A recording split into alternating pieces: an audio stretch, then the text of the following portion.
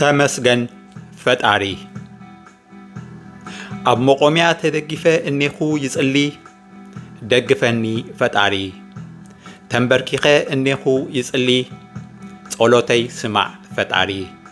ኩሉ ሕቶይ ሰላም ናብ ምድሪ ስምዓኒ ሕድሪ እፎይታ ደሌ መሕደሪ መውዓሊ መኻይዲ መናበሪ ንስኻ ከፋት ኩሉ በሪ ሰላም ይኹን በል ኣብ ምድሪ ልበይ ከይከውን ተሰባሪ ከም ትማል ኩነለይ ሓባሪ ከሰብህል ኣብ ፍቕሪ ነባሪ ብዓለም ከይከውን ተጠባሪ ብህውከት ከይከውን ተሸባሪ ከም ጥርሙዝ ከይከውን ተሰባሪ ርድኣኒ ፈጣሪ ሓግዘኒ ፈጣሪ ደግፈኒ ፈጣሪ ገዛ ልበይ ክጸሪ ጻዕሪ ትልመይ ክፈሪ ሕልመይ ክፍታሕ ክሪኦ ብግብሪ ኣርኤኒ ናይ ሰላም ሕብሪ ሓብረኒ ናይ ሰላም ሕብሪ ኣብ ርእሰይ ንበር